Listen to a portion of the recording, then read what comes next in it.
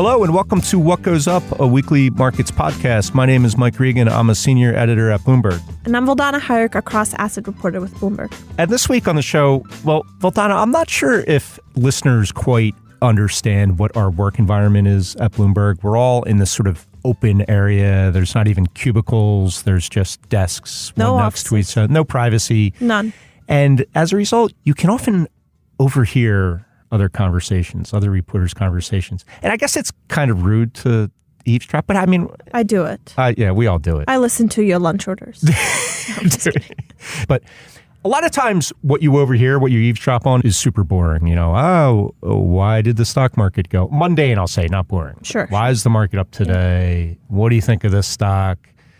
You know, what does this economic data mean for the market? That sort of thing. It's very mundane stuff. But about a decade ago, I was sitting near a guy next row over from me who was on the phone, I'd say 10 hours a day, heavy Boston accent. He was the most fun reporter to eavesdrop on I've ever had in my career. Everyone else is asking about, you know, the latest earnings and, you know, what does the jobless claims number mean? And this guy would be talking about scam artists, crime, and strip clubs and drugs. Wow.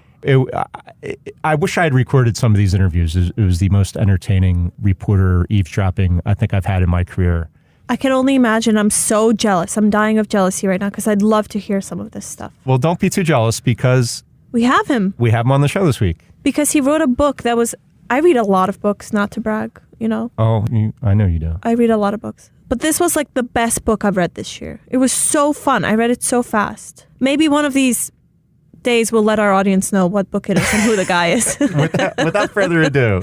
It's Zeke Fox. He is our Bloomberg colleague, and he's the author of the brand new book, Number Go Up, Inside Crypto's Wild Rise and Staggering Fall.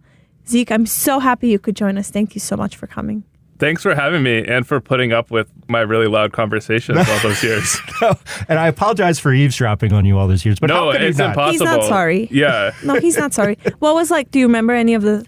Well, so Zeke was pretty famous as an investigative journalist in our circles in the financial world long before crypto. And I think probably the stuff I was eavesdropping on might have been like the payday lender scams.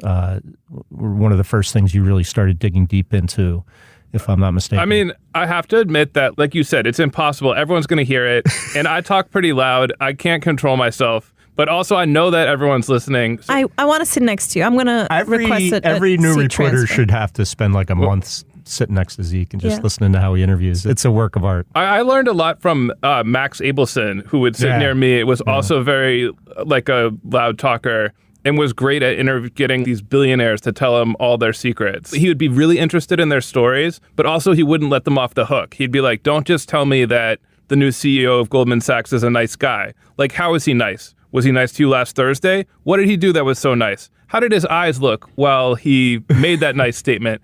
Okay, so you're famous in the newsroom and outside the newsroom for these strings of very interesting, intriguing stories, very interesting characters. Mike mentioned the payday lenders. You have so many. But so your new focus is crypto, and I want to ask you, what made you go down the crypto rabbit hole? Resisted looking into crypto. Like you said, I have always really liked scams, and people would tell me crypto is perfect for you, but there's something about it that I didn't like. Because I like when you've got like a kind of complicated scam and you have to look through all the paperwork and figure out like the loophole they're using. And with crypto, they're just like, hey, buy my new coin. And then like suddenly they're a billionaire. I got into it like everybody else through FOMO. I had this buddy who we have like a group chat, and he was texting us all about something he called doggy coin. And this is like the height of the pandemic. Dudes, you got to get some of this doggy coin. It's so funny. It's going to go up. And I'm like, it's Dogecoin. And this already went viral like several years ago. They made fun of it on The Daily Show. It was not even funny to begin with. This will never happen again.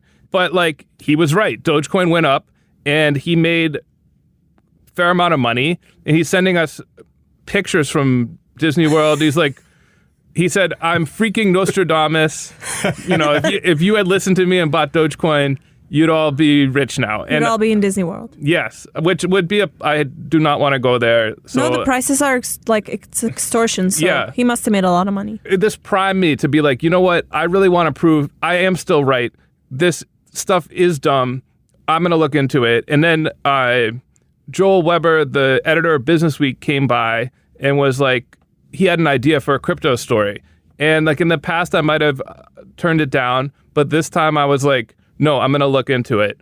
And once I did, like the first part of it was to go to one of these crypto conferences. And I was just like, as soon as I started, I was like, oh my God, this is a crazy world.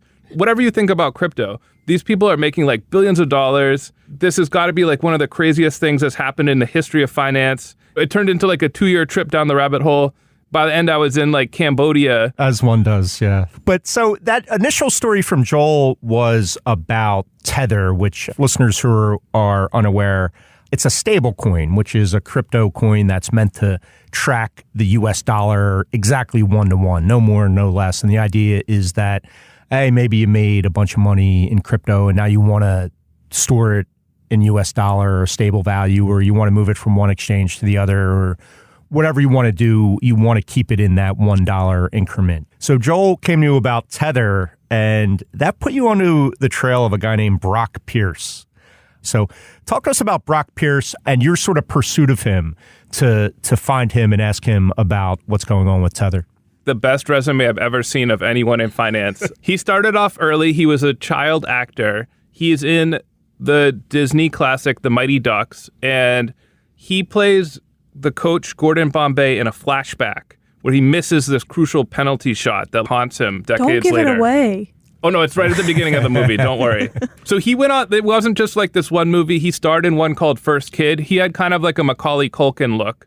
But then he quit acting. As a teenager, he gets hired at this .com startup called Den.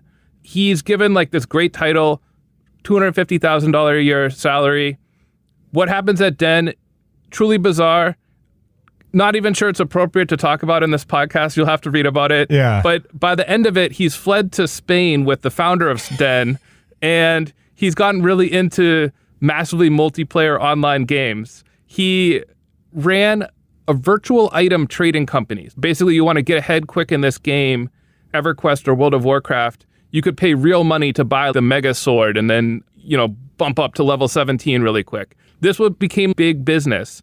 And he eventually hired Steve Bannon randomly to be like the chairman of the company. They made I think they sold it to, did they sell it to Goldman Sachs, or Goldman Sachs brokered the deal? Anyway, he gets out of this deal rich, and he sees the potential of making real money from the virtual world. And he becomes one of the earliest investors in crypto.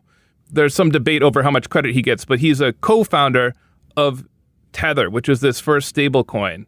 So when I went to go look into Tether, the big mystery was like, by the time I'm looking into it, Tether claims that they have $50 billion in the bank somewhere, but they won't say where. So I'm trying to find this $50 billion. And at the time, people are really worried about this. Jim Cramer's on TV being like, this could crash everything. Like, where's Tether's money? They won't say. Even Janet Yellen held a meeting of all the top financial regulators where they're like, where's Tether's money? What's going to happen? What does this mean for financial markets? Mighty Ducks kid have to do with it. So as I started to look into it, I just couldn't believe that this coin that was seemingly so important basically appeared to be like the central bank of crypto, a key point in the infrastructure holding all these schemes together, had been founded by the Mighty Ducks guy. So in the book, I talk about, I went down to a crypto conference in Miami and went to a party at Brock's house, or a house he'd rented for the conference. And it was truly just like the weirdest scene. Like everyone's just sort of milling about, getting like drunker and drunker. Brock's not there. And when after I spend like a whole day there, Brock shows up and then immediately disappears. I catch up with him at another conference in the Bahamas. I hear from a friend of mine is like, hey, last night I was at the craziest party on this yacht. It was this mega yacht that this crypto billionaire bought from this Russian oligarch. And she's showing me her Instagram. She shows me this video of him jumping off the yacht. And I'm like, oh my God, Brock's here. So I text him. I'm like, can I come to your yacht? He sends a speedboat to pick you up? Yes, it Little was very. speedboat I'm not Uber. gonna lie, it was very cool. But when we finally talk and get into it and talk about Tether, at this point he's sold his stake in the company. He says for no money, and it turns out to be kind of like a dead end. Like he doesn't really know where this $50 billion is, but he's a really compelling interview. When we started talking about like the mystery and how, do you have any clues about how to find Tether's money? But he's like, do not mess this one up. This could be your big chance. And I'm like, I totally agree. But also, what's going on here, Brock? I don't think you guys are thinking of the chance in the same sort of outcome. Yes, I think what he was saying is that crypto is going to do huge things for the world. And if I'm just going to be like another hater, that's how I would screw it up. Right.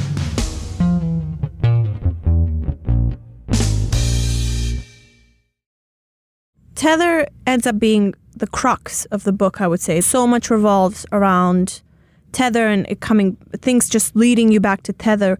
But one of maybe the more interesting avenues was with this character named Vicky, who I like to call your pseudo girlfriend, maybe, because that's an interesting way to put it. So tell us who Vicky is, how that relationship developed, and then what that led you to. And this is, I mean, really, this was like such a great part of the book. One of the questions I have as throughout my like 2 years is who's using Tether?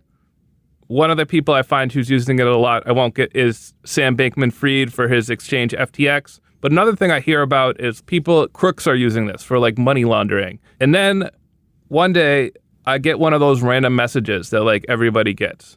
It's just like a text message and it's just like, hey, David, like, how's it going? And I'm like, your name is not David. Yeah, I'm not David. And everyone else ignores these text messages. Zeke's like, I think we got a story here. Yeah, I was kind of like, you know what? Let's see where this goes. And so I wrote back. I was like, I'm not David. I'm Zeke. But like, who are you? And she says she's Vicky. And Vicky from New York, right? From New York, yes. And we kind of become pals. And she doesn't immediately let on to what her angle is. She's just telling me about herself, asking me what I like to do about my life. She asked me to send her a picture. It sounds like the typical catfishing scheme at first. Yes. But it's not quite that, right? I was kind of playing along and waiting for this to happen. And what it is that she starts to let on that she's a great crypto trader. Like she's learned some tricks from like her uncle or something. After like days of chatting and where I finally had to be like, Vicky, I need $100,000 so I can get a Tesla. And then she was like, I'll let you in on my secret. And this is what I really wanted, what I was waiting for. She has me download like a crypto trading app that I had to like, she had showed me how to side load it on my iPhone. Like it wasn't from the official app store. And it looked like pretty legit, but this is how the scam works. They get you to buy Tether on a regular trading app like Coinbase or crypto.com and then send it to this special app where you're going to learn how to use the like short-term nodes. And like once you've sent the money to, it was called ZBXS. It appears to be in your account and everything, just like it would be on a normal app. And like, if you make trades, they'll show you gains. They might even let you make a small withdrawal. But like really, once you've sent the Tether over to ZBXS, it's gone. So at this point, I feel like I've gotten her Tether address and I feel like I've let this go on long enough. And I'm like, Vicky, I have to tell you, like, I'm an investigative reporter. I've been looking into these kinds of crypto scams and how they use Tether. And I've heard some like disturbing things about what might be going on, which I'll get into. Can we talk about, can we get real here? And then Vicky just said, oh, no. It's not what you think. And she disappeared. Yeah. I'm shocked. Yeah. So this is the real crazy part, which is that I learned from reports out of Cambodia that a lot of the people who run these kinds of scams are themselves victims.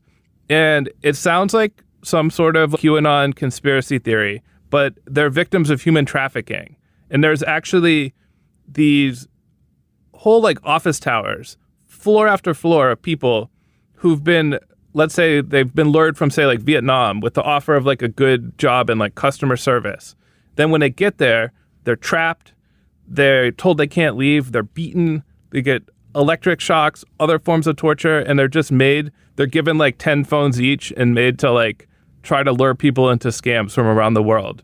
So I suspected that Vicky was like one of these people, and I wanted to like, I was hoping she would tell me more about like her working conditions, or that even I might be able to like somehow help her, but no dice. So I start to go down this rabbit hole of these people, other people who've looked into this. And there's actually this crazy organization of people who've been scammed who, instead of trying to get revenge, have made it their mission to help these human trafficked scammers. Through them, I meet a lot of experts who are working on this. One guy tells me that a crypto tracing expert, he estimates that this accounts for like that $10 billion has been lost this way, and all using Tether. From these guys, I get connected with a YouTuber in Vietnam who's made it his thing that he pays ransoms to help people get out of these scam compounds. He connects me with some of the victims who he's helped rescue. And I start talking with them with a translator about their experiences. And I meet this one guy, Thuy, who had just gotten out of one of the most famous compounds in Cambodia. He tells me about just like horrific things. Like this, he's in this compound that holds, some people say like 5,000 or 6,000 people. Wow. And it's all in Cambodia? Yes, in Sihanoukville in southwestern Cambodia. And it's called Chinatown. It's run by like Chinese gangsters. So I've made arrangements with 2 reporters in Cambodia who had really been instrumental in exposing this problem and bringing it to light, and went over to out there to meet some of these victims and to see some of these compounds myself. Yeah, you know, and this is a scam that sounds like it's really would only be made possible because of crypto and because of the sort of, you know, no border transactions that are allowed with crypto. That's really what made me think it was so interesting, because there have always been these kinds of scams, but there haven't been such a, first of all, I mean, the crypto story makes it very plausible that, or at least mildly plausible, that someone like Vicky might have some secret trading secret. I mean, in the crypto world, like people are getting rich quick. And everyone's suffering from FOMO, like you said. You know, everyone's thinking, you know, should I be in this asset class? Everyone else seems to be making money. It's perfect timing for a scam like that. I feel weird just even thinking about it. But when I would get to Cambodia with these reporters, Mek Dara and Danielle Keaton-Olsen, who had brought this Chinatown problem to light, right at the entrance to Chinatown, there was a cash exchange store, and I could still see their like faded sign where they offered to trade Tether for cash. And like, I'd spent like years looking into crypto. I'm not seeing any place where it's actually used in the real world. But then like in Phnom Penh, I went to a currency exchange place that advertised Tether outside. I saw a bunch of these. And I had some Tether on my phone, zapped it over to this Chinese guy working behind the counter. He gave me US dollars, no questions asked. And finally, I'm like, oh, like this is what crypto is good for. That's another part of the book that I wanted to ask you about, where you go to this money exchange and this man comes in with flip-flops and pajama pants. He has this big plastic bundle of $100 bills. Yeah, so this currency exchange was in the capital, in Phnom Penh, in the capital of Cambodia, in a sort of Chinese neighborhood.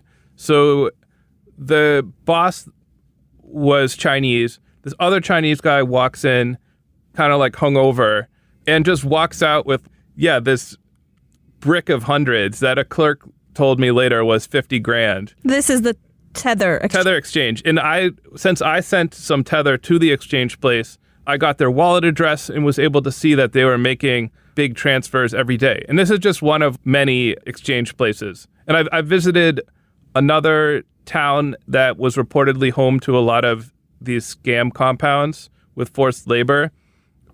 It was the first place I saw in Cambodia. I crossed the border. I got off the bus.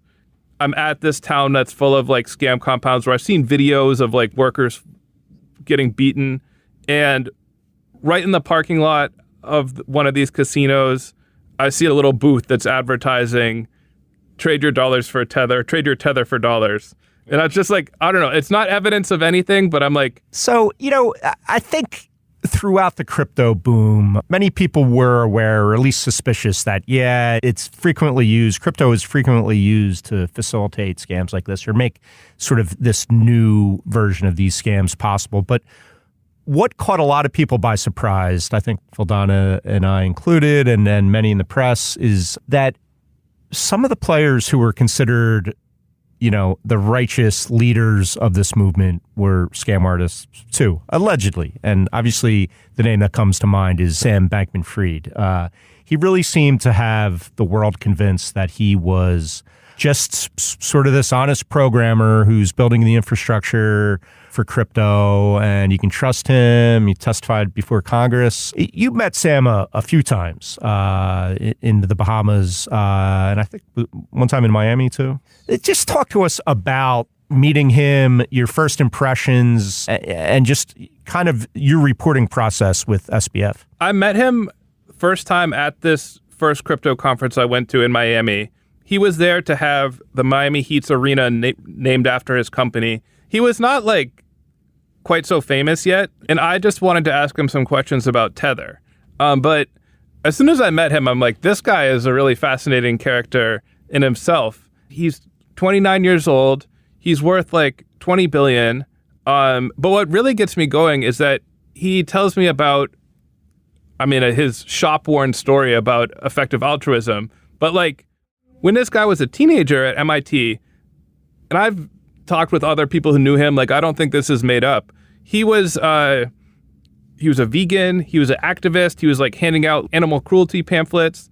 Then he meets this philosopher they're talking about life. Sam is like, how could I do something good for the world? And the philosopher is like, I got an idea. Anyone can give out pamphlets. How about you get rich and give the money away? And he called this earning to give. He decides to do that. And then 10 years later, when I meet him, he's legitimately one of the richest people in the world. Zeke, you've got one of the best BS detectors in the world. It feels like that, at least at the beginning, was genuine, do you think?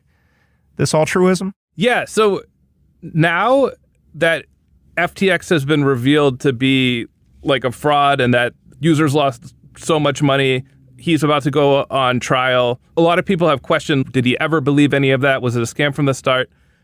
I kind of think that it was true, that he really did want to make money to give it away, and that, in fact, his belief that he was a good person who was going to do good things for the world may have led him to take risks, to do fraudulent things, because he was like, if it's going to make me rich, is justified because I might save the world from the evil robots that are coming. But yeah, so when I met him, I was suspicious of crypto, but I thought it was a bit weird that he's supposedly this great guy, but he's running what's essentially an offshore gambling parlor where I think people are all going to lose their money. Because even day trading is a bad idea. It's proven to be a money loser. But you can be an honest broker running an offshore gambling parlor. Right. So immediately, though, I was really taken by his idea because like you were saying, I've always talked with these scammers.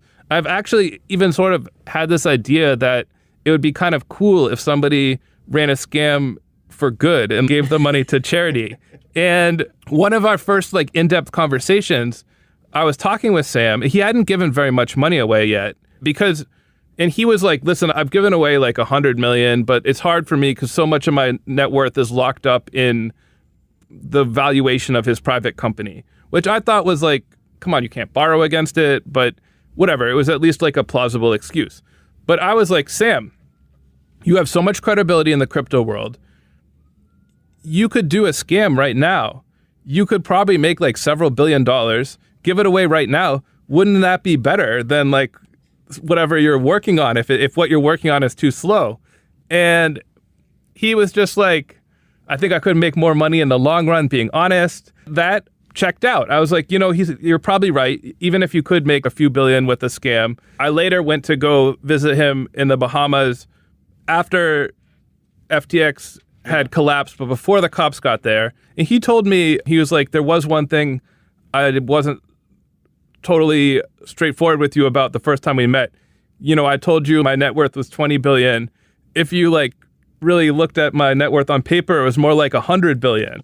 He had so much money but all in these random coined cryptocurrencies, some of which he'd invented. But I don't know. I think these guys really all got caught up in the craziness, and who wouldn't? I don't know.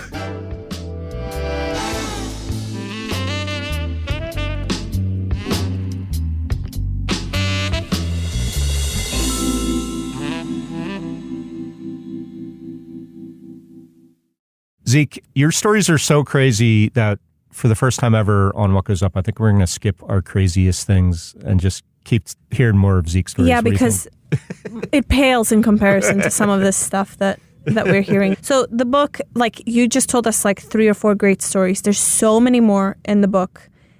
And what struck me is that you took part in a lot of this. Like you actually did, like the trading with and texting with Vicky. You also tried to buy your own NFT so you can get into a party that you ended up not having to need the NFT for, right? And I'm just wondering about like your real world interactions with the crypto industry, the crypto space, the people who are part of the space, and maybe some of the shortcomings of what you experienced. When you sent Vicky 100 Tether, you actually sent 81 Tethers because the fees were so high that the exchange took, and etc. There was just so much of your experience being a part of this. Yeah, it was instructive to try to use crypto myself. And I was kind of shamed into it because crypto people were always like, you're biased. You don't have crypto. You haven't tried it. How do you know about crypto? So I finally was like, all right, fine. You got me. I'm going to try it. And I bought a very expensive NFT, one of these cartoons that go for like hundreds of thousands of dollars. Mine was only $20,000. It was like a picture of a melting monkey. When I read this part, I literally was like, don't do it. Don't do it. Yeah. If you get one of these, you're allowed to go to Ape Fest, which is like a week-long festival. But it was very instructive, this kind of boring part of just like buying this ape, because the process of sending money from my bank to like crypto world was just like horrible. It was terrifying. And when I learned, essentially, if you know browser extensions like AdBlock, the little icons next to the URL box in Chrome, it was like, oh, like my money is going to live there. And if I click the wrong button, it'll just be gone. I'm like, this is no fun. In the crypto app, it was a really popular one called MetaMask. And when you sign up, they have you watch this video where they're like, don't lose your password. We really mean it. In fact, for real, have it engraved on a piece of metal and then bury it in your backyard. And I'm just like, first of all, no, I'm not doing that. I'm too lazy. And then when I got to Ape Fest, this revealed like another problem with NFTs, which is that they're supposed to be cool. When I got to the club, everybody had a Bored Ape. Mine was the cheapest one. And even like pimply teenagers were like, your Bored Ape sucks. I even was able to confront one of the promoters of the Bored Ape Yacht Club this got very popular with celebrities. One of the celebrities that was like instrumental in getting it going was Jimmy Fallon. Yeah. He was there. But I was like, hey, Jimmy, check out my Bored Ape. He pretended to be interested. At this point, the value of Bored Apes had recently gone down by like 50%. It still had a long way to go. But maybe it was this party or a different party where you asked somebody, like, how can this be useful for the everyday person? And the person said to you, why are you asking me this? Like, why do you care so much about that aspect of it? It's not that important. He was just like truly baffled. That was at a party for a different NFT thing called Degenerate Trash Pandas. I tried to go to one called Solana Monkey Business that they were costing $25,000 at the time, but I wasn't ready. I was like, I'm not paying for like a trash panda or like monkey business. I want the one that Justin Bieber has. But as soon as I got that Bored Ape, I was like, I have to unload this. Like I couldn't sleep. I was able to sell it after the Ape Fest at only a small loss. Yeah, Zeke, let me square the circle here a little bit and bring it back to Tether. As we started at the beginning, this is sort of what drew you into the crypto rabbit hole. And you and I have talked about this before, and your original Business Week story on Tether is just phenomenal. I recommend people read the book, but also go back and read that original Business Week story. And I think you had a line in there how Tether as a company seems to be like, it's a carpet knitted out of red flags, basically. There was so much there to be suspicious of. And rightly so. No one knew where these reserves were. They said they invested in commercial paper. No one in the commercial paper market had ever heard of them. It just seemed so suspiciously. But the ironic thing is that so many things fell apart in crypto, FTX and Terra, the Luna whole ecosystem, and all the dominoes that fell afterward. Tether is still there. It's still, for most of the time, worth $1. Walk us through sort of the story arc of Tether from where you started into where we are now and how you're thinking about Tether. Is all these red flags, what happened? Yeah, it was very surprising. I mean, I was not alone in thinking that they were like the most suspicious company in crypto. And like when I published out after I'd investigated for a little while, I mean, there's a whole backstory of the boss of Tether, who's a former plastic surgeon from Milan, who had like a weird career in the import-export business. But Tether was sued by New York's Attorney General for misrepresenting its reserves. But in 2022, in the summer, when all the other crypto companies started collapsing, really like a legitimately high percentage of all the people I met in crypto, their companies were collapsing. But Tether stayed strong. And like, they still have not provided the like detailed accounting of of where they're keeping their money that the critics had asked for. But I mean, the way Tether works, you send money in, they send you these Tether tokens. And if you send the tokens back, they're supposed to send you the money back. And people, you can tell from looking at the blockchain, people during the crash, people did send back in billions of dollars, billions of tokens, like 5 or 10 billion worth of tokens. And if those people did not get their money, we would have heard the complaints. Tether was able to send back a lot of money. Like they clearly had at least a lot of money. And it kept growing to where now it's 70 or 80 billion dollars that they have. To the skeptics, they're like, hey, just because if they may have had 5 billion, that doesn't mean that everything they're saying now is accurate. The owners of Tether are like, what more do you want from us? We redeemed like $10 billion. But the real plot twist for Tether came with interest rates. So their business used to be kind of a bad business. They were sitting on all this money, but they couldn't do anything with it. Theoretically, it would be in the safest investments yielding nothing. Right. And that's where like there were some questions early on that I think were legitimate. Were they taking some risks with that to juice their returns? Now they can just put it in treasuries. It's a small operation.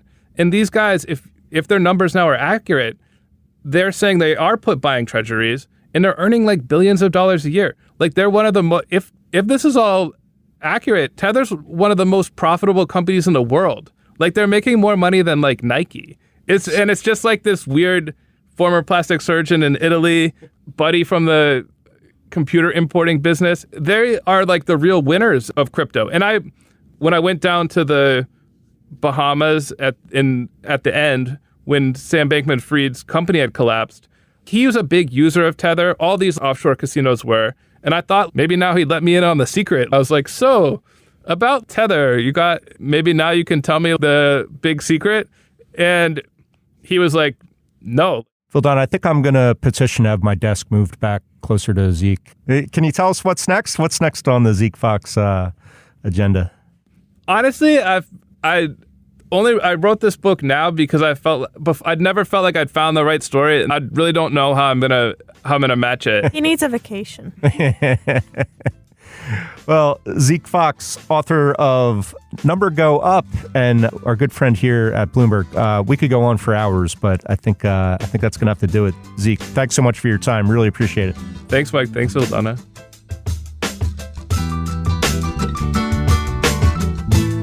What Goes Up will be back next week. Until then, you can find us on the Bloomberg Terminal, website, and app, or wherever you get your podcasts. We'd love it if you took the time to rate and review the show so more listeners can find us. You can find us on Twitter. Follow me at Vildana Heinrich. Mike Regan is at Reganonymous. You can also follow Bloomberg Podcasts at Podcasts.